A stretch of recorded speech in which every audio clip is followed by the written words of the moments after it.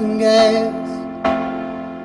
Got this deal on a three-legged pillow, my eyes are rolling back real fast. Running out from a fenced-in yard, and a man I wouldn't want to be.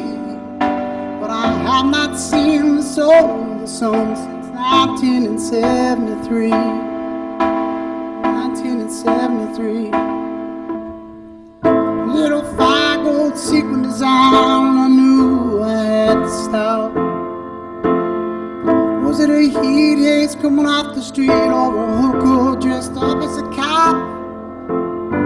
Stepped inside my $3 ride, we moved to higher ground. Said I'm going where the green grass grows and the river flows upside down.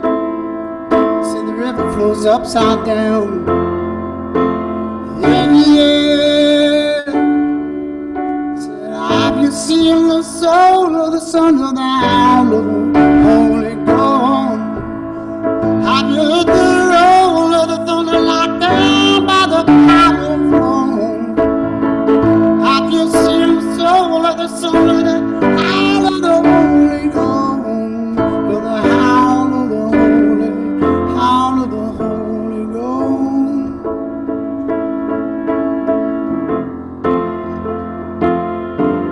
Just my luck, I met him at a truck stop, trying to get his ass out of a jam. He was a high school teacher turned drive-thru preacher, and he called himself Bethlehem Stan. He said, I tried to teach you like a mother's oven French, and we gotta move if we wanna see light of day. For I have not seen the soul of the sun, and I swear it's coming my way. I swear it's coming my way. Come my way, come my way, come my way, yeah, yeah. Come my way, come my way, come my way, yeah. Come my way. Have you seen the soul of the son of the howl of the Holy Ghost? Have you seen the roll of the thunder knocked down by the power of God? Have you seen the soul of the son of the howl of the Holy Ghost? Of the howl of the Holy, howl of the Holy Ghost.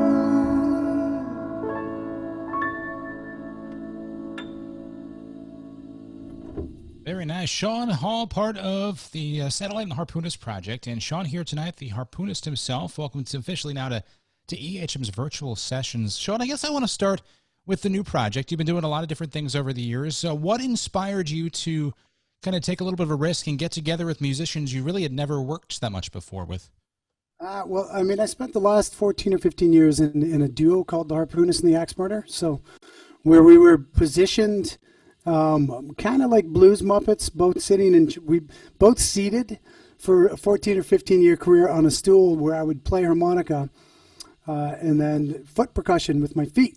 Wow. Gas and brakes. So the first thing I wanted to do was, after that experience, and that experience is still going on, was to stand up for a living and actually move around on stage and not just being a two-piece band. And so I really love Hammond organ. So I found one of the freakiest, most unorthodox Hammond organ players in Canada who lives in the Rockies. And I got him together, and then I met a guy from Brooklyn that plays an instrument that he invented called the pencilina. Nice. And he was a street musician. The pencilina is like a zither style instrument where it's slide bass and slide guitar, open tuning, and he also played drums at the same time. So imagine Medeski, Martin, and Wood in the 90s at their funkiest best, and that sound coming out of one person. Wow. It's a really cool sounding record that you guys have put together. You guys got together in interesting times. You decided to kind of get together for just 3 days and put this whole thing in the studio together. What was that like? Was that by design? Yeah. I mean, I maybe I had the foresight that things were going to go into lockdown.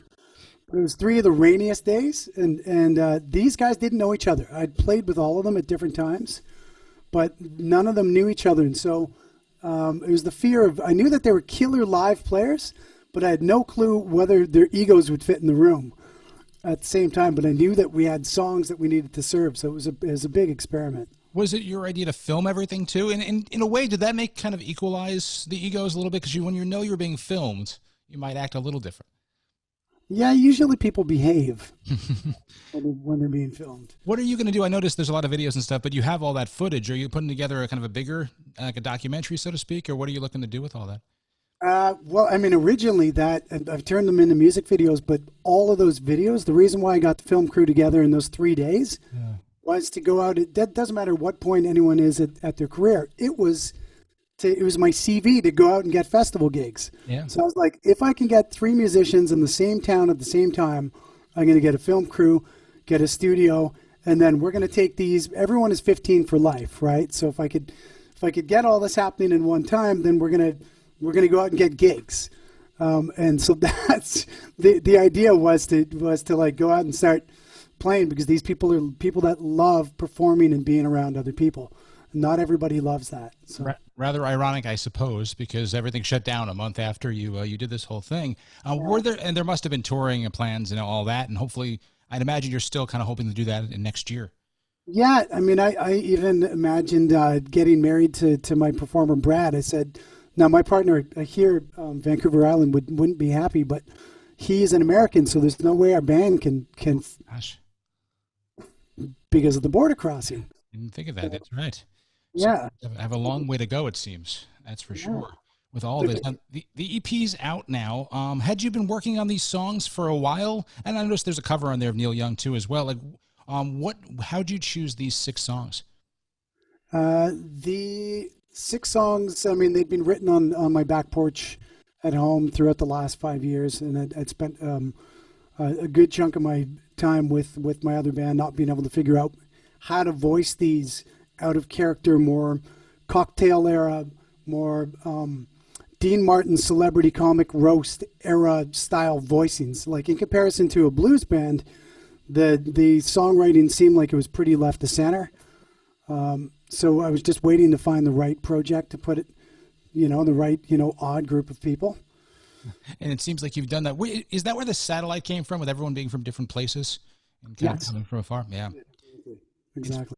It's very interesting. Now, for people that don't know, can you explain your name, The Harpoonist? Because it does mean, and I guess we should talk about your other bands just briefly too, because it's a very interesting title. When I do a little research to figure this all out, I'm trying to figure out which project is going on here. And then I'm like, wait, it's The Harpoonist and the Axe Murderer. Like, who am I speaking to? But it's actually really creative. You want to explain what that all means? Okay. This is going to simplify, and I apologize for lo-fi video. I did have something pretty Lucasfilm prepared, but there you go. Harpoonist, right? Guitar, otherwise known as an axe murderer. So it all makes sense. An axe. There you go. When did you? I want to talk a little bit briefly about that band and what you've been doing over the years. But why don't we do one more song from the new EP right now, and then we'll kind of chat and go over, because I want to see. It's interesting. You have an interesting rise to doing music. I know you worked, if I'm not mistaken, did you work in Much Music in the 90s, or in the whole thing? You have this interesting career path that kind of. So I want to kind of touch on that in a little bit. Why don't we do one more song, and then we'll kind of go back into your roots a little bit, if that's cool. Sure, yeah. We're going to do a tune called Lee Dorsey. I'm going to switch over to guitar, and let me see if I can switch this around so I can face you guys. It's John Hall, the Harpoonist, here on EHM's Virtual Sessions. And this is one of my favorites from the new EP, which came out back in September, Satellite Man, which is in the EHM New Music bin. We go in just a sec. Thanks for everyone for coming tonight. We appreciate it. Imagine this one. I'm going to do a reinterpretation because I don't have congas, and we're not going to do it the Beastie Boys manner that I do on the other one. But perfect. We can cover on this.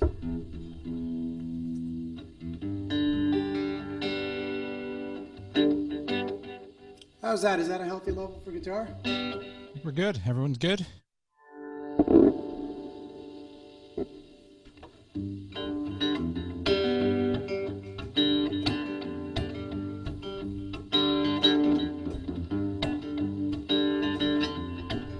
Dorsey's on the bandstand in Lafayette, and he's singing a cappella with a cigarette.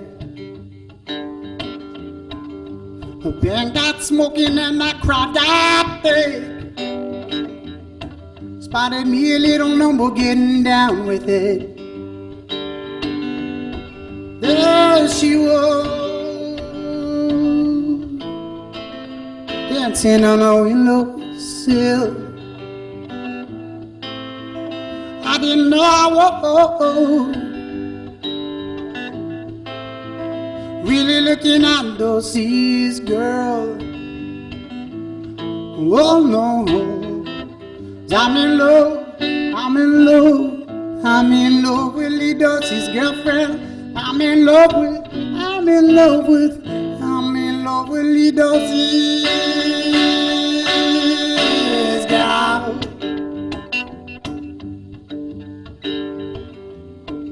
She fired up the night with a silhouette. Give me feelings I no regret. Working every day in an old coal mine. 40 meters underground where the sun don't shine. There she was, dancing in the windowsill. I didn't know I was really looking at Dulcie's girl. Whoa, whoa. I'm in love with Lee Dulcie's girl. I'm in love with Lee Dulcie's girlfriend.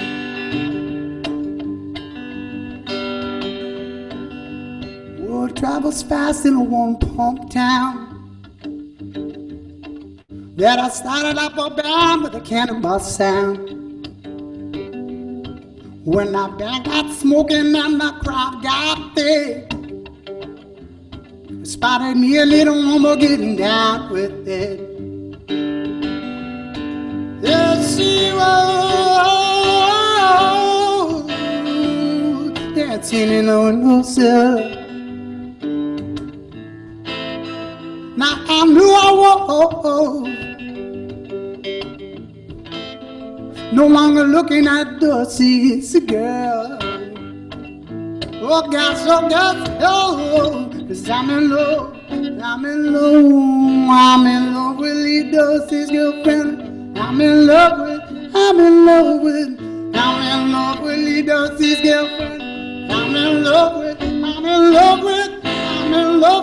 Dulcie's girlfriend. I'm in love with Lee Dulcie's girl. Very nice. Sean Hall, the Harpoonist. Love the tone of your voice on that, and really love the new project. It's interesting to kind of learn all about you. Everyone's giving the Zoom claps, as we can't hear them, but they're certainly... What does the Zoom clap sound like? Very. There they are. I think there's a mode. We can do this too, the reactions. There we go. Yeah. It's interesting. It's you know, things have changed so much, and it's a shame that you can't get out on the road to do this record, because it sounds like it was kind of designed to do that when you first had this in mind. Yeah, that's exactly right. We designed it. Let me just switch this off. Yeah, we designed it to be the least recording artist style band. We designed it to put people in the room, not even turn on the computer for anything other than recording. Wow. No click, no nothing. Just do it like they used to do it. So just the vibe and the chemistry of the people. So performing on Zoom, imagining the other, one of the guys lives in the Rocky Mountains. That's around 800 kilometers, 600 miles from here. That's the organ player. The other guy's in Brooklyn. That's a few thousand miles from here. So, I imagine playing with him, but the conga player is the only guy he is across. He's a 2-hour ferry boat sail from where I live. The closest. That's the closest. Yeah. Well, why don't we go back? I'm curious, where did you grow up? Are you from Vancouver, or where'd you grow up? I grew up in Toronto. So I grew up. I spent the 80s and 90s in Toronto, and the 90s working for the great Much Music, which was It's interesting because I remember watching it growing up, and it was the antithesis of MTV at the time because it was so almost like guerrilla on-air DJs. In a way, it was probably what like early MTV was like, but it seemed a lot more fun, and you guys had a kind of a vibe to it. I remember watching and going, wait, and you learn a lot of different artists too when you grow up because you see a lot of different Canadian artists. What were you a musician growing up? Were you singing in your teen years and learning the guitar and all that? Is that what you wanted to do? I wasn't playing guitar for anything other than campfire stuff growing up, but I think my mom made me join a choir when I was in grade 2. And I really liked singing. The higher I could sing, the more excited I got. I liked being in that large group setting of voices in churches. So I grew up doing that for many years, and then I picked up the cello. And then I don't know how I went from the cello to the harmonica with my other band, but in this current band, I'm not. If I am playing harmonica, it's disguised behind other synthesizers and whatnot. But I ended up going from the cello to greasy blues bars and late night hangs in Toronto, and they were kind of that's what really intrigued me is all the blues scenes and the after hours places. What was it like working, because you had started, I think you were in your early 20s when you were there in Much Music in that area, to kind of learn the music industry a little bit and to kind of see the good parts, the bad parts. Did that give you kind of an insight of how you wanted to structure where you wanted to go with your projects? I was incredibly intimidated. It was absolutely terrifying. I worked in news, so I would do news at night. I would do murders and terrible things, and I would cover that live. And then you'd meet in the pub for dinner with the news anchorman and with the VJs from the video production side, and then you'd do something like a late night dance show called Electric Circus. So you'd have the Smashing Pumpkins next to you in the parking lot doing a live one afternoon. The next afternoon you'd be at a triple stabbing. So as an early 20-year-old, very sensitive, we're all very sensitive people. We just, you acquire and accumulate all these lenses of protective measures as we get older in life. And I think when I was there in my early 20s, I just wanted to, I loved it, and I was terrified of the music industry from that angle. You were getting everything. You were getting the hard news and seeing all these huge bands pass through and what it was like. When did you meet your partner when did you meet the axe murderer, so to speak? Was that right when you were working there, or was that after? No, I met the axe murderer because he's a Vancouver native. So I met him when I moved out early 2000. I went to this recording engineer school. Didn't know anybody, was going for a clean slate. And that was my escape from the big smoke to, people always leave. It doesn't matter what size city they grew up in. They always want to go where the grass is greener. And so I ended up doing a jingle for a Jamaican pizza restaurant in Vancouver, getting out of school. And I needed a guitarist to do this jingle. And that's the guy who I met through a mutual friend, was my bandmate, Matt Rogers. So put the whole thing together and kind of just clicked. Yeah, the jingle career was dead in the water. After the Jamaican pizza place. Yeah, the Jamaican pizza place didn't last whatsoever, but it made it to air. The commercial was on the radio for 2 weeks, and I thought I'd, solidified a career. But that was the end of the jingle career and the beginning of a career in a blues duo. It sounds like you've really built it over the years, and I guess the last record came out a few years back. Are you still working on stuff with Matt for the future, or are you kind of just taking a little bit of a break? He has been doing largely, film and TV composition since the lockdown. So I haven't seen him since 3:30 a.m. in the last venue of the last place that we played. Was literally when we were packing out of the club in the middle of the prairies. Was the last time I saw my bandmate. Wow. But we talk on the phone all the time, and we've got a great live record that we did with the Rolling Stones mobile recording truck. I was wondering about that. When did you put that together, and how did that whole thing happen? There's a place called the National Music Center in Calgary, Alberta, and they acquired the truck from someone in New Jersey. Had it. Okay. Someone in Manhattan had the truck 30 years ago, and they used to record and use it to record, punk bands and whatnot in New York, and then it went to New Jersey and sat in a lot, and then this Canadian institution bought the Rolling Stones truck, put it in a museum, and then we decided that we needed to make our first live record on the same truck that Right. all these greats, Bob Marley, Neil Young, Deep Purple, Led Zeppelin, you name it, had recorded on. So we've got a record that's in the can waiting to come out, a live album. That's exciting. It's interesting to watch as you guys started in the early part of the 2000s and with as a band. I noticed that you had a lot of songs on TV, and I'm curious what that's like to. It's probably really cool to hear it, but it's interesting to see because it's not exactly you're not necessarily here to get a song on Blue Blood or whatever it is, and different CBS or CSI. What's that like to kind of go through that process and see your song used that way? Besides the money, the financial aspect, I guess, is good. Financial aspect is like, forget about it. By the time you see money from TV, unless you're like, the Black Keys system, you don't get that check for a year and a half, and you're paying for flights by the time that comes in. I think when there's a film called Lizzie Borden Takes an Axe with Christina Ricci, and when our music was in that film, it was such a contrast to the era of the film because the film was taking place in like the late 1700s, I believe. And when our music was in juxtaposition with that film and Christina Ricci, I think that was probably one of the first moments in my life where I thought, like, not that we'd made it, but I'm like, this is really cool. This is a great marriage of eras and art. But a lot of people like to use blues bands in bars or jail scenes, and they typecast your playmate. You call your mom up and you go, Mom, I'm on Blue Bloods, and then what was horrible scene in the jail? Yeah, it's a horrible scene in the jail. Then I call my mom in Toronto, and she's like, oh, and then she has it cranked, and then the next day she's like, sweetie, I watched it so many times, like I don't think I could really hear you, And you go, okay, next one. It's still cool to see that and watch it grow. And like you said, there's certain things that you're like, wow, this is what it was meant to be for. So it's nice to see that over the years. And you really have done, especially with your partner, you've done a ton of festivals. It seemed like you're always performing live. This has to be a difficult few months. How have you spent this time writing or different, obviously live streams? So thank you for doing that. But how have you spent this time? Live streams, I did. I spent like 10 weeks of it. I hooked up with a Canadian legend broadcaster named Terry David Mulligan, and we did what you're doing.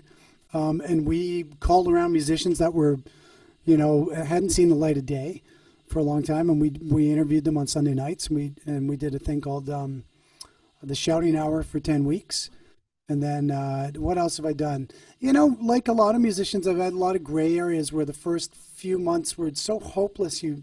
They were pretty goddamn depressing. I really, I went through a great deal of depression for the first while, which sucks because you're home with your kids and you're trying to show them, that what's going on. Everything's going to be okay. You battle a lot with your ego because you're realizing that you're a family guy and you're no longer this road dog and this touring. So you don't have all the new sights and sounds and meals at different people's places and airports and all that excitement. So there's a lot going on there. That you can, if you're smart about it, then you collect it and you start writing with it, and you don't look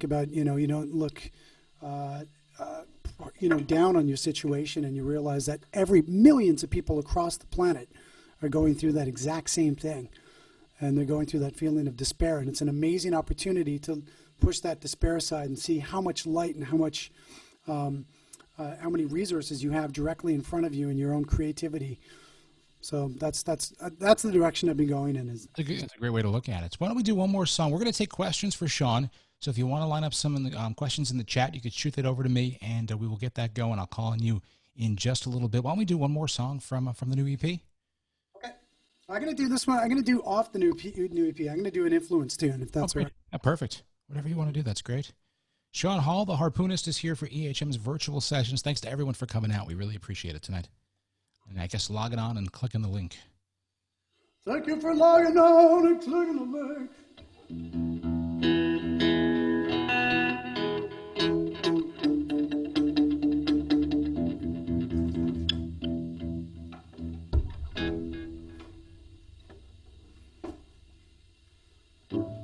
It's called Mingle and Blues.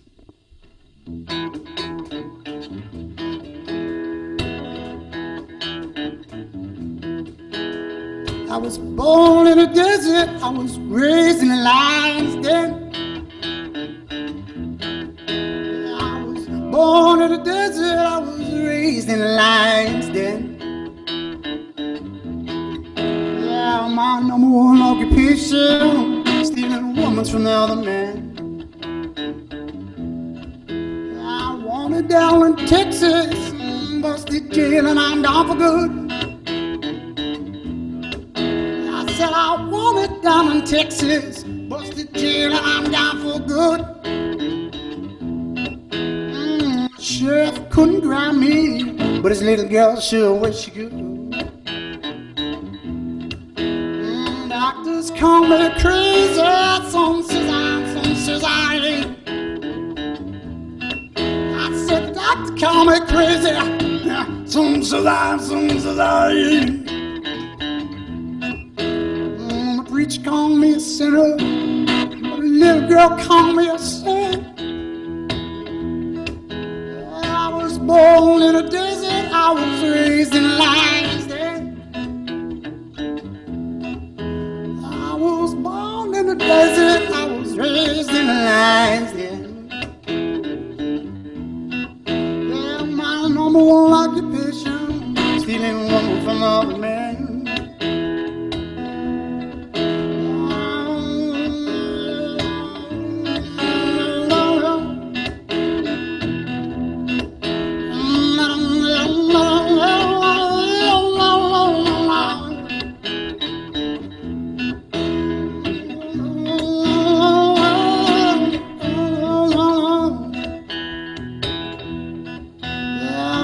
Couple shots of whiskey, girls round here start looking good. Couple shots of whiskey, this girl start looking good. Couple more shots of whiskey, I'm heading down to no Minglewood. I was born in the desert, I was raised in lion's den. I was born in the desert, I was raised in a lion's den.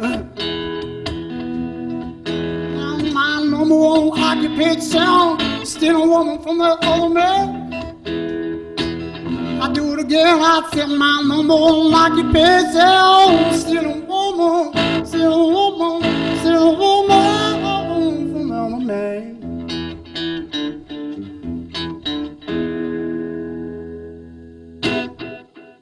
Very nice. Sean Hall, the Harpoonist, part of EHM's virtual sessions here at 92.9 and 96.9.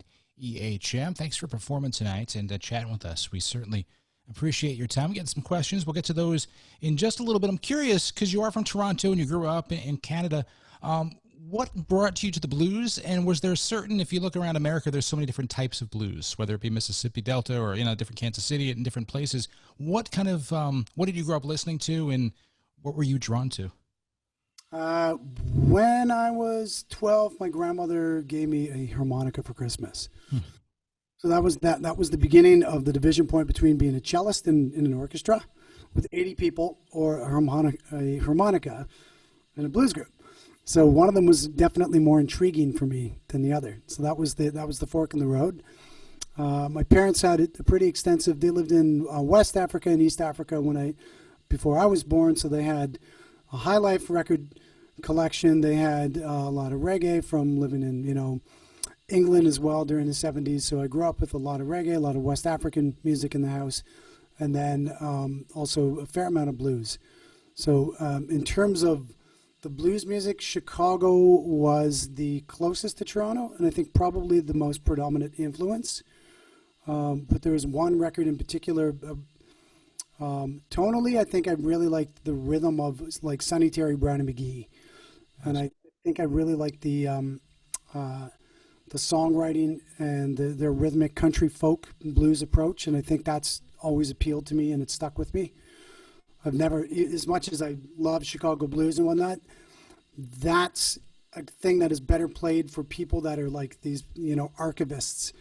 And I've always been like sort of a hybrid harp player where I'll take the rhythm of Sonny Terry, and then I'll put it through, a machine that has like laser sounds through it, and, which would be more reflective of dub music or Jamaican music, and then put it in a soul music song, right?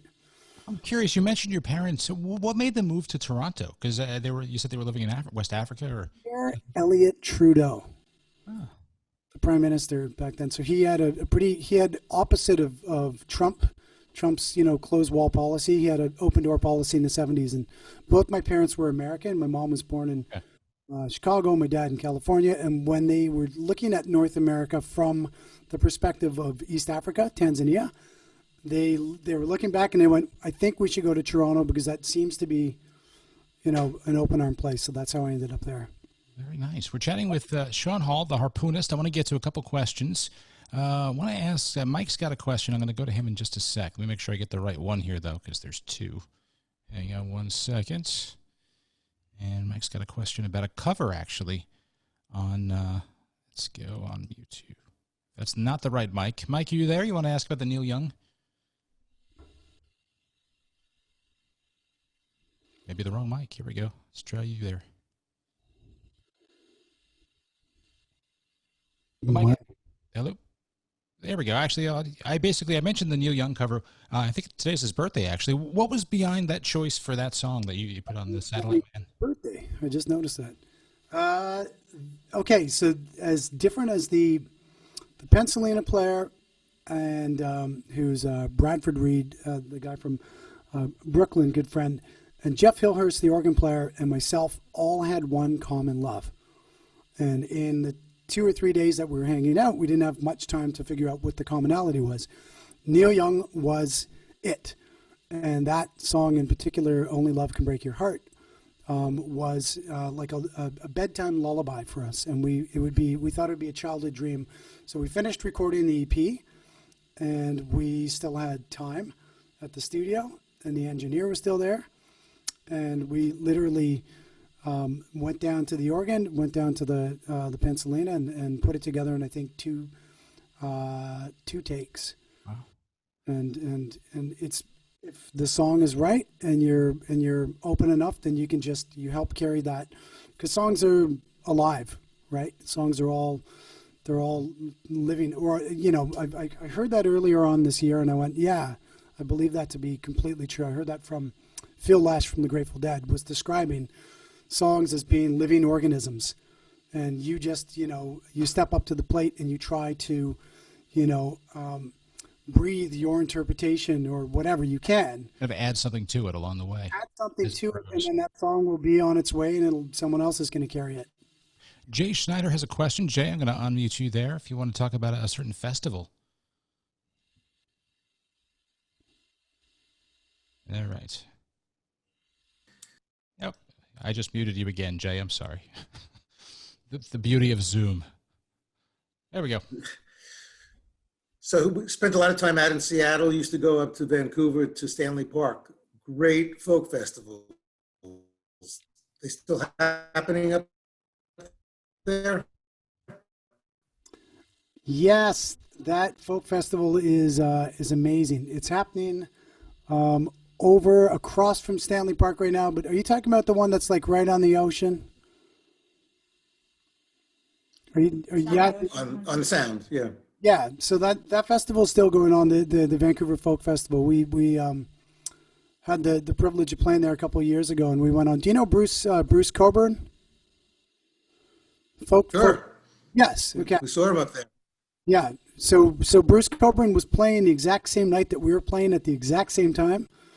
Mr. If I Had a Rocket Launcher, and he was so mad because we were playing the small stage behind the big one where he was closing out, that his people came over to our stage and chewed us out, and it was great. It was probably one of the better moments of my life to piss off Bruce Coburn on stage during his set. But that was my last experience. I think I don't know if I apologized to him at 2 a.m. in the hotel, but because he's an idol. Who doesn't love Bruce Coburn? He's an incredible songwriter. But yeah, that's a good one. Thank you, Jay. Any more questions? Feel free to shoot them over in the chat, and we'll get right to you. Curious about the artwork. There's really a distinct, kind of really cool, amazing look to this whole EP and all the videos that have come out. Who's doing? Are you kind of involved in that and the look of it? Who's put this whole thing together? There is a guy, a really talented kind of Renaissance guy named Peter Rick, R-I-C-Q. And he's in an electronic band called Humans, and he does videos and like kind of scary kids books and slightly haunted things, and so he really has his creative fingers in a lot of pots. It's impressive because your hair in one of the pictures and the whole thing is very interesting how they put this whole thing together, and it's just got a really cool style to it. So it's this whole project. That is a picture. It's a picture from me mid-action at a show that he illustrated. Okay, because I can see it with your hair, but I was like, wait, how did he pull that off? It's very cool and a lot of fun. This whole project I can't believe you did it in 3 days. Curious to see what else is going on with you as far as the future. This was one project. Clearly, you had this in your back pocket for a while. You wanted to try, as you said, you wanted to stand up. Are there other things that you want to try that you're kind of dabbling with, especially during this time period where you have a little bit of free time-ish? Any more ideas? Well, I'm in the process of. Do I have any more ideas? That you guys are gonna have to come west to see it. But I've been working on this really old 114-year-old building downtown. I live in a small town called Nanaimo, around 100,000 people. And there's this old brick building that I've been taking over with my partner, and we're trying to put music back into a forefront and not be hiding out as much. So we just acquired like an old 110-year-old piano, and we brought that into the space, and we're trying to, bring. It's during the era where everything is closing down and people have boarded up, their shops. It's a really good time to get a deal on a space.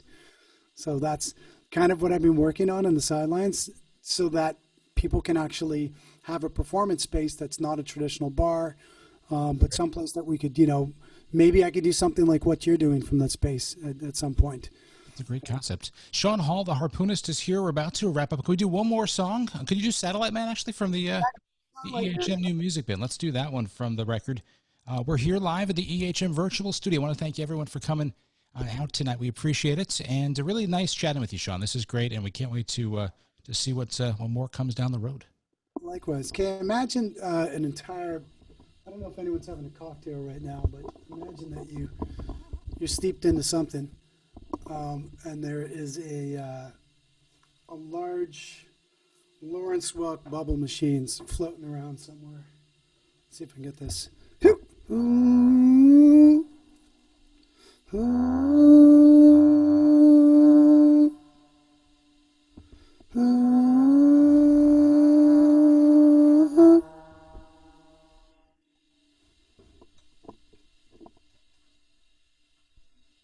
Ooh. There we go.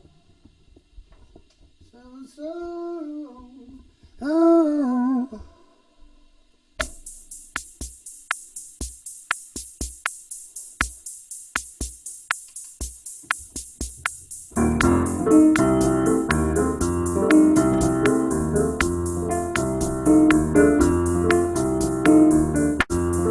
Television's all I see. Frequencies that fill my dreams. I've been rolling all night long. I'm a double chin smoking satellite bar. I'm stepping with the biggest stumble. I'm solo with the legs up my own boat. I'm cool ranching with the Hollywood chicks. I'm watching Hollywood boys doing Hollywood tricks. I'm cool, cool rancher. I'm cool, cool rancher. Ring-a-ding-ding, what's in this and that I hear? Mr. Bojangles with the Candyman G. Oh, Sammy Davis coming through the screen door. He's got his SWAT team swinging in his spatula jaw.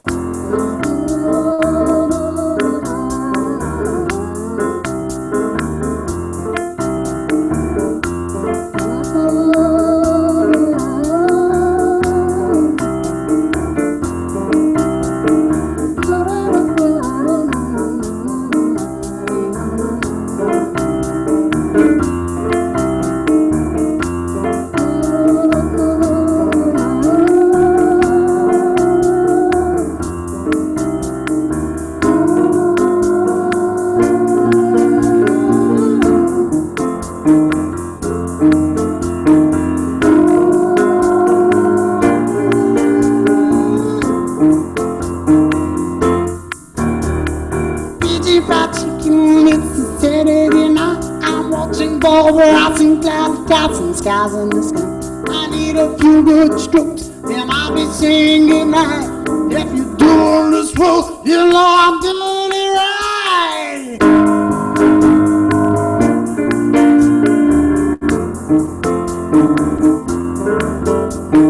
Fat back bacon, body, I'm so cool to have cooked, I've gone, half open for lunch.